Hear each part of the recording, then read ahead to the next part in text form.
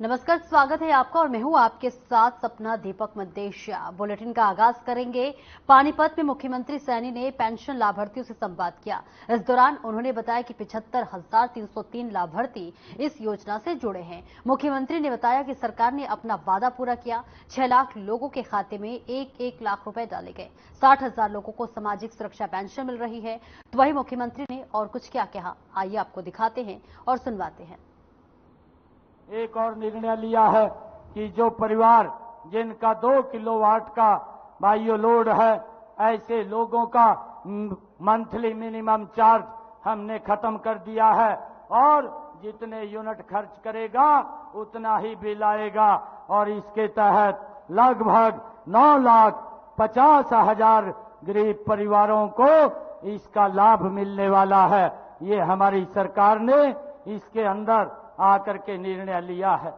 भाइयों, हमारी सरकार लगातार गरीबों के हित में मजबूती से काम कर रही है। आदरणीय प्रधानमंत्री जी ने भाइयों निर्णय लिया कि प्रदेश के हमारे 45 लाख ऐसे बीपीएल परिवार हैं जिनको मुफ्त अनाज देने का लगातार कार्य हमारी सरकार कर रही है और उसके साथ साथ प्रधानमंत्री उज्ज्वला योजना के तहत उन गरीब माताओं बहनों के घर के अंदर हरियाणा प्रदेश में 12 लाख ऐसी हमारी माताएं बहनें हैं जिनके घर के अंदर गैस का कनेक्शन और सिलेंडर पहुंचाने की व्यवस्था ये हमारी सरकार ने की है।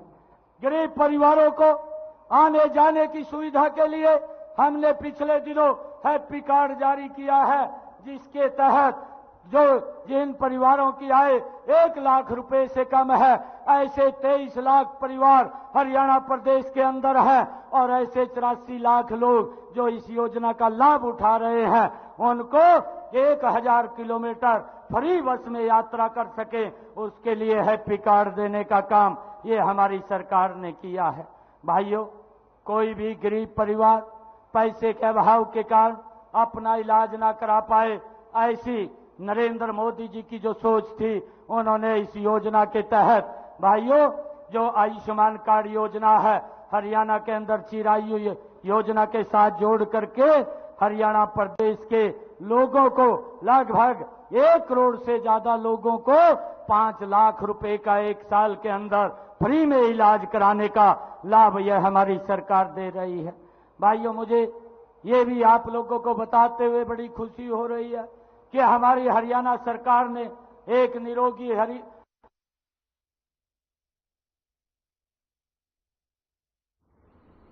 वहीं पंचकुला में देवर्षि नारद जयंती पर पत्रकार सम्मान समारोह का आयोजन किया गया, जिसमें हरियाणा के मुख्यमंत्री नायब सिंह सैनी ने शिरकत की। इस दौरान उन्होंने पत्रकारों को सम्मानित किया। इसके बाद मुख्यमंत्री नायब सिंह सैनी ने पिंजौर के व्हाइट कैस्टल में 11 बजे प्रधानमंत्री नरेंद्र मोदी के मन की बात कार्यक्रम को भी सुना।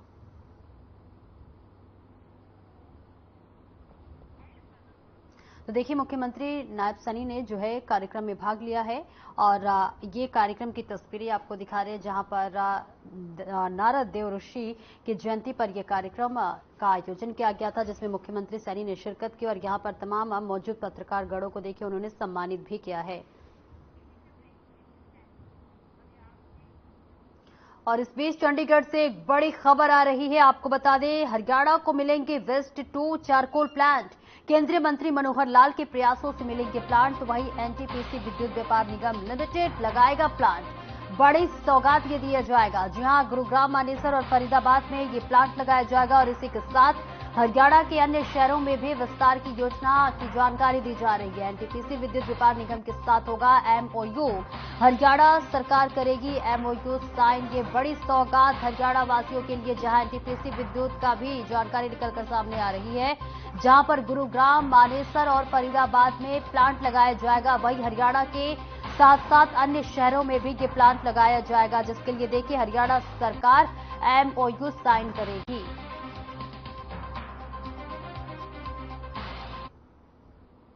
वहीं भीषण गर्मी से त्रस्त लोगों के लिए राहत की खबर है। मौसम विभाग के अनुमान के मुताबिक आने वाले दिनों में भारी बारिश होने की संभावना है। भारी बारिश के चलते बाढ़ का खतरा भी बढ़ जाता है, जिसको लेकर प्रशासन पहले से ही तैयारियों में जुट गया है।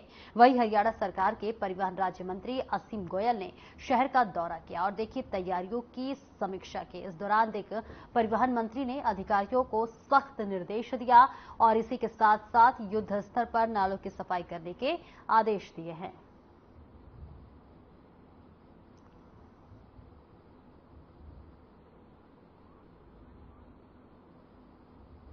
इस प्रकार से बरसात का सीजन आने वाला है और आज हमने सारे विभाग, चाहे corporation, public health, irrigation, PWD और एचएसवीपी और बिजली बोर्ड, इन सभी के अधिकारियों को इकट्ठा लेकर आज हमने शहर का एक दौरा किया है।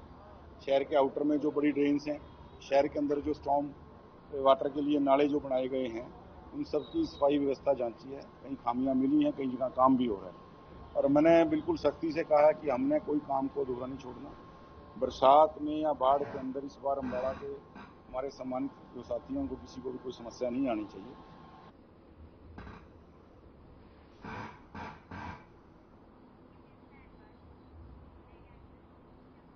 और वही खबर सोनीपत से, जहां पर अवैध शराब का काला कारोबार धड़ल्ले से जारी है। ताजा मामला गोहाना से सामने आया है, जहां पर गैर कानूनी रूप से सरकार के टैक्स को चूना लगाते हुए अवैध रूप से 200 पेटी बियर की सप्लाई करते हुए 2 आरोपियों को धर दबोचा गया है, जो पिकअप गाड़ी से गोहाना के रास्ते ग्रामीण क्षेत्र में अवैध रूप से शराब को सप्लाई करने के लिए जा रहे थे। पुलिस ने जब अवैध शराब को सप्लाई करने का धंधा करने वाले आरोपी अजय और अनिल से पूछताछ की तो वो कोई भी शराब का लाइसेंस और परमिट नहीं दिखा पाए।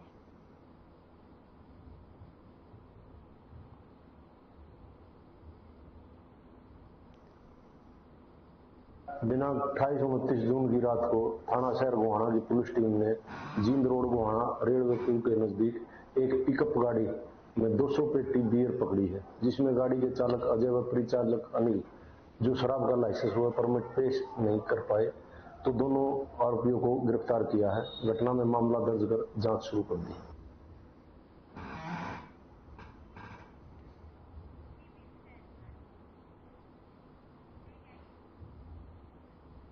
वहीं हरियाणा राज्य नारकोटिक्स कंट्रोल ब्यूरो प्रमुख ओपी सिंह अतिरिक्त पुलिस महानिदेशक के निर्देशों में प्रतिदिन नशे के विरुद्ध जागरूकता कार्यक्रम आयोजित किए जा रहे हैं। और देखिए, इसी कड़ी में हरियाणा राज्य परिवहन कुरुक्षेत्र के तत्वाधान में बस चालक प्रशिक्षण पर आए 107 प्रशिक्षुओं को जागरूक किया गया। यह कुरुक्षेत्र में 333 बार नशे के विरुद्ध जागरूकता कार्यक्रम था।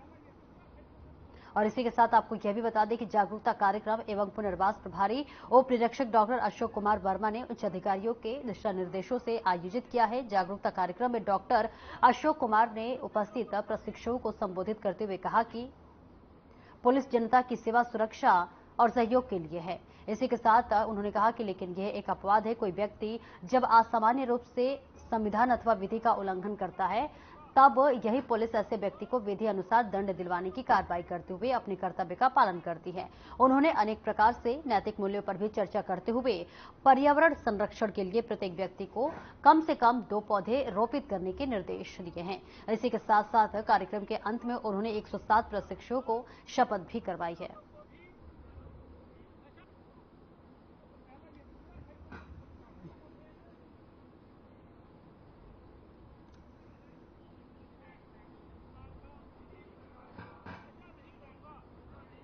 वहीं सोनीपत से हैरान करने वाला एक मामला सामने आया है, जहां जिन व्यक्तियों की मृत्यु हो चुकी है उनकी पेंशन डाकघर से निकाली जा रही है। जी हां, आपको बता दें, गोहाना क्षेत्र के गांव सिकंदरपुर माजरा में पोस्ट ऑफिस के पोस्टमैन ने 25 मृतक व्यक्तियों के नकली अंगूठे के निशान लगाकर आरोपी सुनील कुमार ने सामाजिक सुरक्षा पेंशन खातों से 13,37,000 रुपए निकाल लिए। अब ये मामला जो है डाक विभाग के वरिष्ठ अधिकारियों के संज्ञान में आया है, तो वही आरोपी डाकपाल के खिलाफ केस दर्ज करवा दिया गया है। पुलिस ने इस पूरे मामले को लेकर जांच शुरू कर दी है।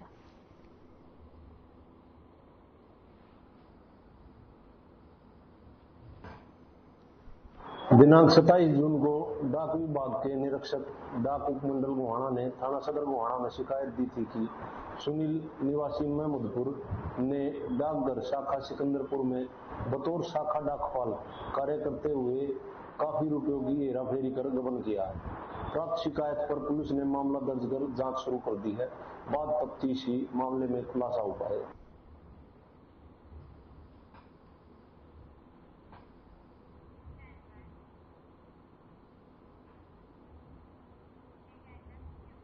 और वही खबर सोनीपत से है, जहां पर ड्रेन नंबर 6 आसपास रहने वाले लोगों के लिए जी का जंजाल बन चुकी है और ड्रेन की पानी निकासी सुचारू रूप से नहीं चलने से गंदा पानी और उनमें बना गहरा गड्ढा कभी भी किसी बड़ी दुर्घटना का कारण बन सकता है। इसको लेकर सोनीपत के डिप्टी कमिश्नर मौके का जायजा लेने ड्रेन पर अन्य निगम अधिकारियों के साथ पहुंचे और व्यवस्था को दुरुस्त करने के निर्देश भी दिए। इसी के साथ डिप्टी कमिश्नर ने क्या कुछ कहा, आइए आपको दिखाते हैं और सुनवाते हैं।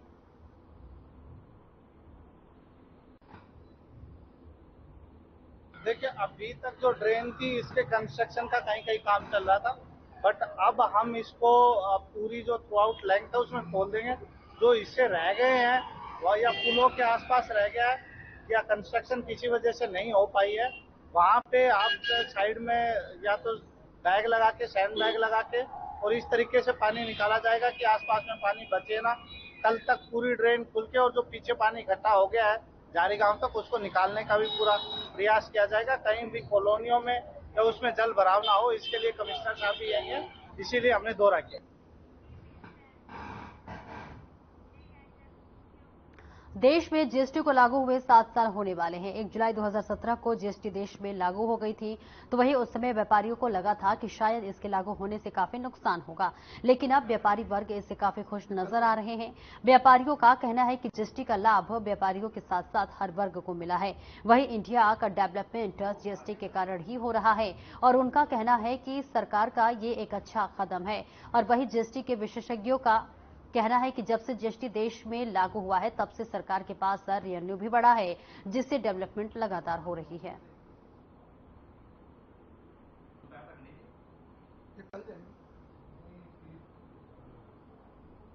मैं Vinay Kumar Agrawal, MP certified distributor. Sir, मैं अभी पर्सनल बात तो अपनी बाद में करूंगा। बाकी बेनिफिट जीएसटी का पूरे इंडिया को मिला है, हर व्यापारी वर्ग को मिला है। इंडिया हमारा डेवलप ही जीएसटी करके हुआ है। जितना पैसा पहले स्टेट गवर्नमेंट पे जाता था, फिर सेंटर पे जाता था, अब डायरेक्ट पैसा स्टेट और सेंटर पे जाता है। वो स्टेट गवर्नमेंट, सेंट्रल गवर्नमेंट पे पैसा जाने से डेवलपमेंट उसमें बहुत ज्यादा होती है। हमारा इतना इंफ्रास्ट्रक्चर डेवलप हुआ है, इतने सरकार ने एम्स बनाए हैं, इतने लोगों को फैसिलिटीज मिल रही है, ये जीएसटी में। जीएसटी एक बहुत सरल कानून सरकार ने बनाया है, जिसको बड़ी सरलता से हम लोग अपने बिजनेस में इम्प्लीमेंट कर पा रहे हैं। मैं सुभाष गोयल सीए।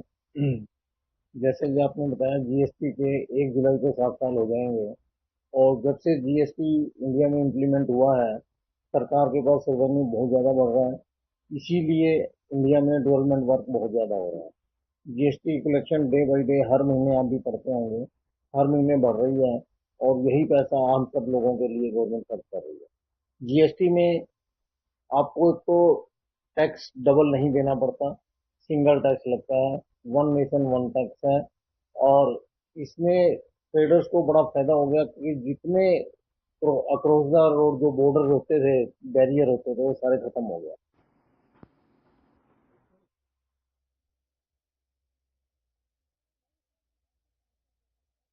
पहुंचे और रैपिड अलर्ट रेस्ट हाउस में लोगों से मिले। कार्यकर्ताओं से देखिए मिलने के बाद उन्होंने प्रेस वार्ता भी की और उस दौरान जयप्रकाश जेपी ने हिसार में बढ़ते अपराध को लेकर हरियाणा सरकार पर निशाना साधा है। जयप्रकाश ने कहा कि हरियाणा गुंडागर्दी का अड्डा बन चुका है। कांग्रेस की सरकार आते ही प्रवृत्ति के ऐसे लोगों पर 72 घंटे के अंदर या तो प्रदेश छोड़ देंगे या गुंडागर्दी छोड़ देंगे। तो कहा कि शर्म नाम की चीज नहीं है सरकार में। अगर थोड़ी सी भी शर्म होती, आप ये देखिए, आज 6वां दिन तो हो गया मेरे ख्याल में इसके महिंद्रा वाले के, सुप्रीम मोटर वाले के। 5वां तो पक्का ही है, 6वां दिन है। हाँ, 5वां 6वां दिन है। बताओ क्या हुआ? एसपी बदल दिया। अरे एसपी के बदलने से थोड़ा काम चलता है। गृह मंत्री को बदलो, मुख्यमंत्री को बदलो। वहीं फरीदाबाद में HSVP विभाग में तैनात डिवीजन 3 में इलेक्ट्रिकल के एक्सईएन से विज्ञान भवन के सिविल का काम हटाया गया। आपको बता दें कि हर खबर ने प्रमुखता से इस खबर को दिखाया, जिसके बाद पहले इलेक्ट्रिक के एक्सईएन का विज्ञान भवन के सिविल के वर्क का जिम्मा सौंपा गया था। मामले का संज्ञान लेते हुए लगभग 400 करोड़ की लागत से बनाए जा रहे विज्ञान भवन से इलेक्ट्रिकल के एक्सईएन को हटाकर HSVP विभाग के HC को विज्ञान भवन में कार्यभार का जिम्मा सौंपा गया है।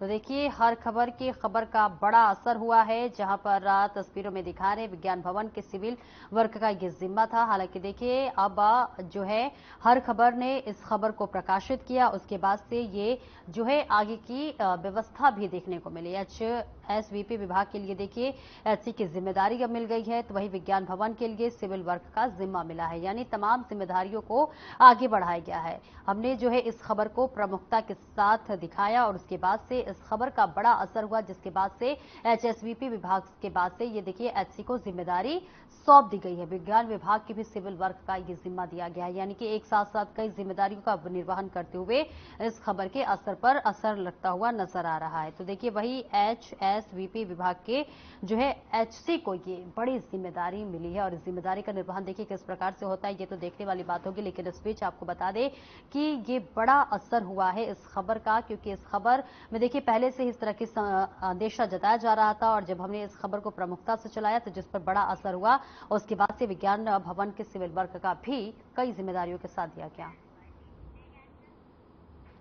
वहीं जनता कॉलोनी में मंदिर के पुजारी और बीजेपी के कार्यकर्ता रवि भगत पर बदमाशों ने चाकू से जानलेवा हमला कर दिया, जिसके बाद कार्यकर्ता को अस्पताल पहुंचाया गया। कैबिनेट मंत्री मूलचंद शर्मा कार्यकर्ता का हाल जानने के लिए अस्पताल पहुंचे। इस दौरान उन्होंने परिजनों को आश्वासन दिया कि देखिए पुलिस आरोपियों को जेल पहुंचाएगी और इसी के साथ साथ तमाम वो कार्रवाई करेगी।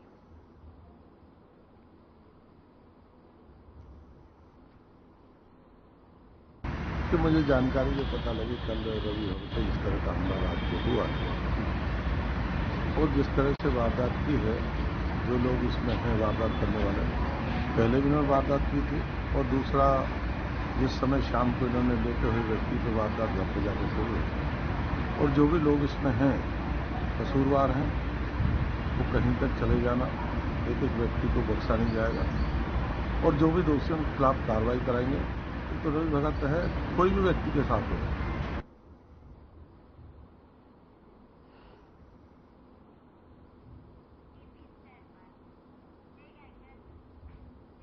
वहीं गुरुग्राम में बदमाशों के हौसले बुलंद है। बदमाशों ने मार्केट में युवक पर भी करीब 1 दर्जन गोलियां चलाई। ये देखिए पूरा मामला आपको बता रहे गुरुग्राम के उल्लावास गांव की, जहां पर युवक को देखिए अस्पताल में हालांकि भर्ती करा दिया गया है, जहां उसका इलाज जारी है। तो वहीं गुरुग्राम पुलिस मामले की जांच में जुट गई है। पुलिस ने देखिए 2 टीमों का भी इसके लिए गठन किया है। तो देखिए ये पूरी वारदात गुरुग्राम की बता रहे, जहां पर देखिए एक युवा पर ताबड़तोड़ फायरिंग की गई है। हालांकि इस पूरे मामले में संदिग्धता दिखाते हुए पुलिस ने पूरे मामले की जांच पड़ताल शुरू कर दी है। तो ये साइबर सिटी में देखिए किस तरह से बेखौफ बदमाश अपने मंसूबे में कामयाब होते हुए नजर आ रहे हैं। युवक पर देखिए किसी भी तरह के इन बदमाशों में खौफ नजर नहीं आ रहा है, प्रशासन का खौफ नजर नहीं आ रहा है, पुलिस का खौफ नजर नहीं आ रहा है और लगातार देखिए इस तरह के कामों को अंजाम दिया जा रहा है। तो देखिए वही एक युवक पर ताबड़तोड़ गोलियां बरसाई गई, यानी कि ये जो वारदात अंजाम दिया गया। हालांकि देखिए पुलिस को सूचना दी गई, मौके पर पुलिस पहुंची और जांच पड़ताल में जुट गई है और हर पहलू से पुलिस जो है जांच पड़ताल कर रही है। लेकिन देखिए इस तरह के बदमाशों द्वारा कुकर्म को अंजाम देना अपने आप में प्रशासन के खिलाफ भी सवालिया निशान खड़ा होता है, क्योंकि देखिए ये जो इतने लोग भी मौजूद हैं कि इन्होंने देखिए यहां पर हिम्मत नहीं की, हिमाकत नहीं की कि इस युवक को बचाया जाए और देखिए सबके रहते हुए बेखौफ बदमाश अपने मंसूबे में कामयाब होकर चले गए। हालांकि देखिए पुलिस हर मामले से हर पहलू से जांच पड़ताल कर रही है कि आखिरकार क्या कुछ इसके पीछे कारण रहा है, क्या कोई युवक से रंजिश था या फिर क्या कुछ कारण रहा है जिसकी वजह से इस घटना को अंजाम दिया गया है।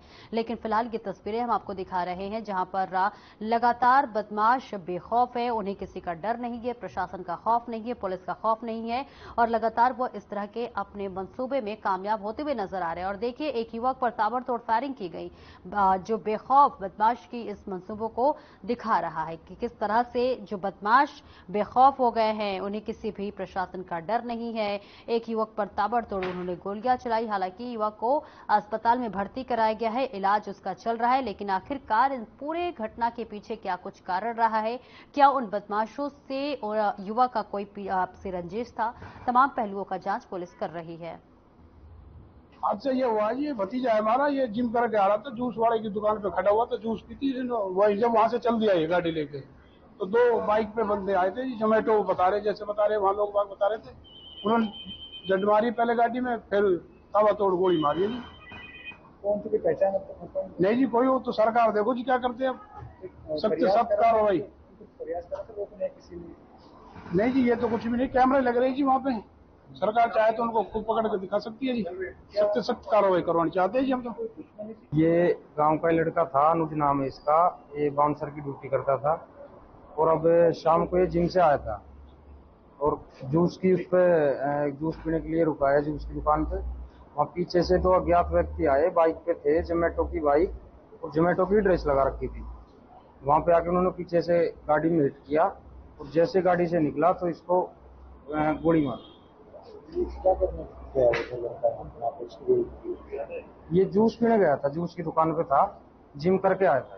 करते क्या है ये बाउंसर की जॉब करते हैं। कहाँ पे करते? ये गुड़गांव में ही करते हैं, वहीं सेक्टर 63। क्या वजह अभी क्या लगता है? अभी कुछ नहीं पता।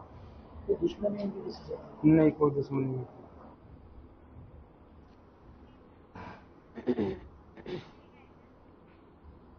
वही बहादुरगढ़ में एक युवक की बेरहमी से हत्या का मामला सामने आया है। युवक के हाथ, पैर और मुंह बांधकर नहर में फेंक दिया गया है। करीब 10 घंटे के बाद से गोताखोरों ने कड़ी मशक्कत के बाद युवक के शव को बाहर निकाला। वही बताया जा रहा है कि युवक का सैर के लिए घर से निकला था, लेकिन आज जब वे वापस घर नहीं पहुंचा तो देखिए युवक की तलाश शुरू कर दी गई। घटना की सूचना मिलते ही पुलिस मौके पर पहुंची और पूरे मामले की जांच पड़ताल शुरू कर दी है।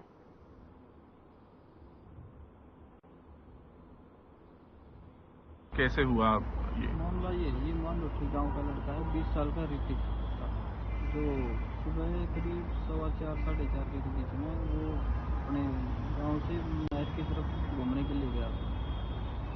तो उसके पिताजी ने 10:30 बजे तक उसका वेट किया, जब नहीं आया तो उसके बारे में पूछताछ करी, आसपास अखाड़ों में देखा, वहाँ भी नहीं मिला। तो उसके बाद फिर उसने थाने में आके भी इतला दी और उसी समय पे जब बाहर ढूंढने के लिए निकल गए तो काफ़ी समय के बाद उन्होंने नहर के पास कुछ बच्चों ने तैर के उसको ढूंढा है। तो ढूंढने के बाद काफ़ी समय